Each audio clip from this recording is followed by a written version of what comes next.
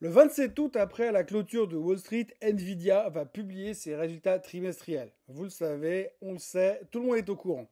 Et attention, vous l'aurez compris, c'est pas juste un événement boursier comme un autre, c'est peut-être l'événement de l'été, voire même de cette deuxième partie d'année 2025. Oui, c'est énorme parce qu'aujourd'hui, Nvidia, c'est plus qu'une entreprise, c'est le symbole de toute la vague IA qui fait tourner la tête du monde merveilleux de la finance. Pour vous donner une simple idée, en août 2025, Nvidia représente environ 8% du S&P 500, devant Microsoft, devant Apple et largement devant toute autre entreprise. Vous voulez un ordre de grandeur? Nvidia pèse plus que toute la filière énergie américaine, que toute la distribution ou même que tous les services publics. C'est plus que l'ensemble du CAC 40 en termes de market cap et de loin. Et rien que le mois dernier, Nvidia a représenté la moitié de la hausse de l'indice de référence américain. En gros, sans la perf de la société de Jensen Huang, l'été n'aurait pas été aussi chaud, tout comme ces dernières années. Nvidia est donc devenue le mastodonte du marché et tant qu'elle va bien, tout va bien.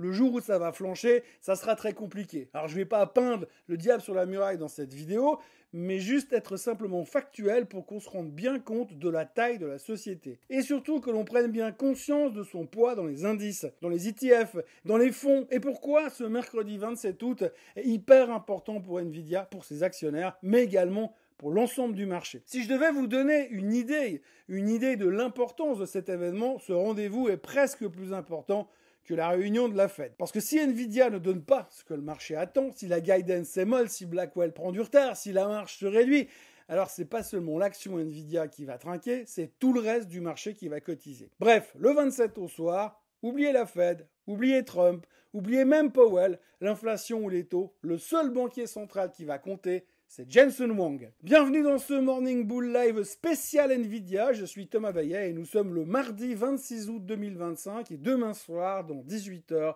le monde ne sera plus jamais pareil.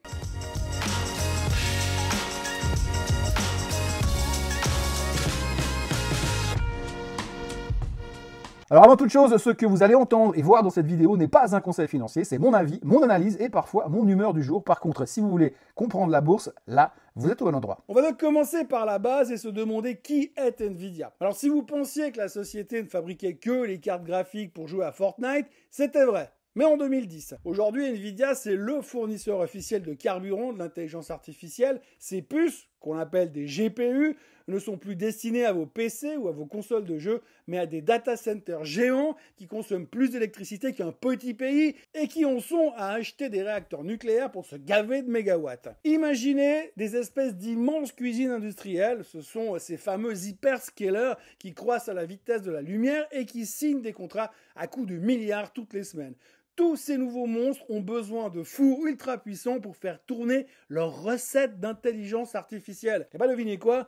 Nvidia, elle leur vend les fours, les casseroles, les fourchettes, les couteaux et même les recettes. Ils vendent les GPU, autrement dit le cœur, ce sont les H100, les H200 et maintenant la Blackwell GB200, des monstres qui savent calculer des milliards d'opérations par seconde. Ils vous vendent les cartes entières, autrement dit les serveurs. Vous achetez plus une puce, mais une espèce d'armoire complète prête à brancher dans un data center. Le réseau qu'on appelle InfiniBand ou Ethernet spécial, en gros les câbles, les switches qui connectent toutes ces machines entre elles pour qu'elles travaillent en équipe. Et puis finalement, il y a le logiciel. Là, on parle de la couche invisible qui permet aux ingénieurs de programmer l'IA par-dessus sans devenir complètement dingue. Bref, Nvidia n'est plus un simple fabricant de composants, c'est le chef d'orchestre de l'infrastructure de l'intelligence artificielle. Et la concurrence?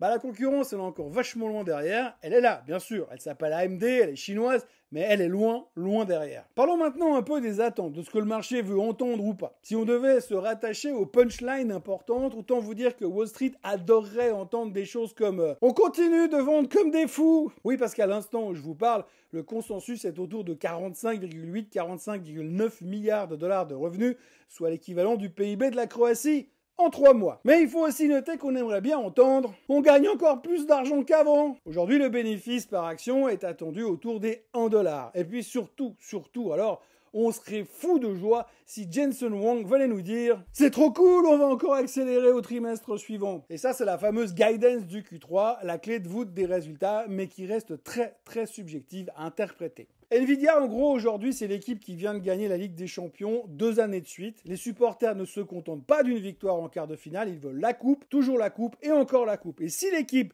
fait un match nul dans le tour de qualification, c'est déjà considéré comme une catastrophe. Voici donc la checklist que vous devez garder à côté de vous le 27 au soir, vous la recopiez, vous la printez et vous la prenez par cœur. Quand Jensen Huang prendra la parole, il y aura 4 mots à surveiller. Tout d'abord le mot Guidance Q3. En gros, combien il pense vendre au prochain trimestre. Si c'est plus de 47-48 milliards, c'est du champagne et tout va péter à la hausse. Le mot Blackwell ensuite, c'est le nouveau modèle de GPU, censé être encore plus puissant, comme un nouvel iPhone, mais pour les data centers.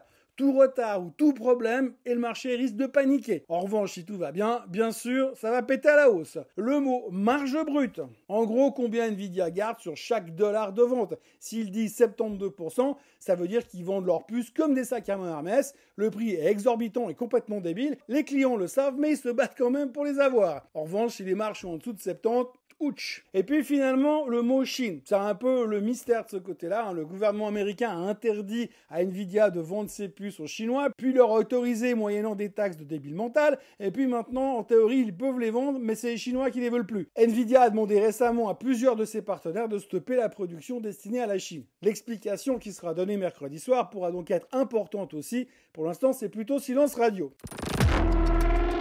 Nvidia, c'est donc la star, le champion du monde, le chouchou de Wall Street, mais attention, plus t'es haut, plus la chute fait mal. Et quand tout le marché repose sur tes épaules, le moindre faux pas peut déclencher une panique générale. Voici donc les pièges à surveiller de près. Tout d'abord, la guidance timide. Si Nvidia dit « on vendra pareil, mais pas plus », le marché va pas aimer du tout. Ensuite, les problèmes de livraison. Leurs puces sont si compliquées à fabriquer qu'il suffit d'un grain de sable. Par exemple, Taiwan Semiconductor qui n'a pas assez de capacité ou Hynix qui n'aurait pas assez de mémoire pour ralentir toute la chaîne. La Chine, si les puces bridées ne trouvent pas preneur, c'est un marché gigantesque en moins, même si on sait que c'est plus ou moins dans les prix. Et la valorisation aussi, à plus de 50 fois les bénéfices, Nvidia n'a pas le droit de se planter. Même une petite déception peut provoquer une grosse catastrophe. Nvidia, c'est un peu comme un funambule qui est au-dessus du vide en ce moment. Tant qu'il avance, tout le monde applaudit, mais s'il trébuche, même un tout petit peu, la chute risque d'être brutale. La question qu'on peut donc se poser aujourd'hui, c'est comment sont positionnés les pros. Avant un événement comme les résultats de Nvidia, la vraie question, c'est qui est assis à quelle table de poker. Et là, la réponse est simple. Les pros ont tous empilé leurs jetons au milieu de la table. All-in, analystes, fonds, traders d'options, tout le monde est en mode all-in intelligence artificielle. Maintenant, il reste à voir si on a toujours le vent dans le dos ou ça finit en bain de sang. Du côté des analystes, ils ont tous remonté leurs objectifs de cours ces derniers jours, 9 upgrades depuis le début du mois, et ils y croient encore à fond. Les gros fonds sont massivement positionnés. Traduction, si Nvidia déçoit, beaucoup devront réduire les positions. Il faudra vite trouver la sortie de secours. Et il n'y aura pas de place pour tout le monde. Un peu comme sur le Titanic. Du côté des options, les traders parient sur un très gros mouvement de 6 à 7% après les résultats, peu importe la direction. Et en gros, ce qu'on peut retenir de tout ça, c'est que tout le monde a misé très gros sur le même cheval. S'il gagne, c'est jackpot pour tout le monde. S'il boite en sortant de l'écurie, c'est direct à la boucherie. On notera quand même qu'aujourd'hui, 65 analystes suivent Nvidia, 47 sont sur buy, un seul est sur vendre. Le target moyen est de 191,88.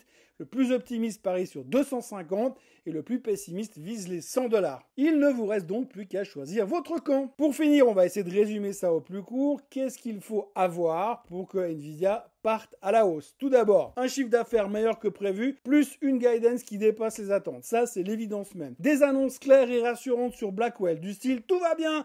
On gère un peu le discours de l'adolescent moyen. Une marge qui reste aussi grosse que l'ego de Donald Trump, et ça c'est pas peu dire, et des premiers signaux positifs sur le logiciel qui pourrait rapporter des revenus récurrents. Surtout des revenus récurrents supplémentaires. Parce que du pognon, on n'en gagne jamais assez et les investisseurs, ils adorent ce genre de choses. Et maintenant, voyons ce qui pourrait faire plonger le titre. En résumé très rapide, une guidance molle, tout d'abord, même un chiffre légèrement inférieur aux attentes serait vu comme une alerte rouge, des retards dans les fabrications ou dans l'expédition, des problèmes avec la Chine. Si les clients locaux ne veulent pas des versions light, c'est une perte sèche. Restera juste à voir ce qui est déjà pricé par le marché. Un discours trop vague. Si Jensen Huang se contente de dire « ouais, l'avenir est radieux » sans donner de chiffres précis et sans montrer un minimum d'enthousiasme, le marché risque de faire la gueule. En conclusion, Nvidia, c'est plus une entreprise, c'est un symbole, celui de l'intelligence artificielle, de l'innovation et de la spéculation. Si les résultats du 27 août confirment que la fusée a encore du carburant, le titre peut repartir en orbite, mais attention, à ce niveau de valorisation, Nvidia n'a aucun droit à l'erreur. Nvidia n'est pas seulement en train de publier ses résultats, elle doit prouver qu'elle est encore le moteur du rêve de l'IA. Le marché en lui-même est devenu toxico-dépendant de la réussite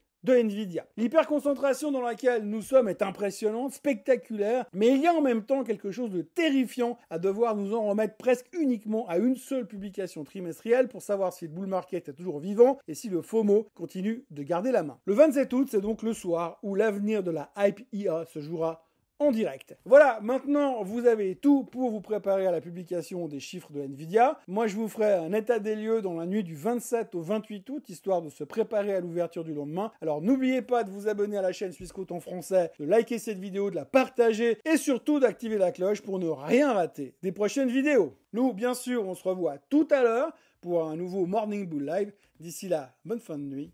Bye bye.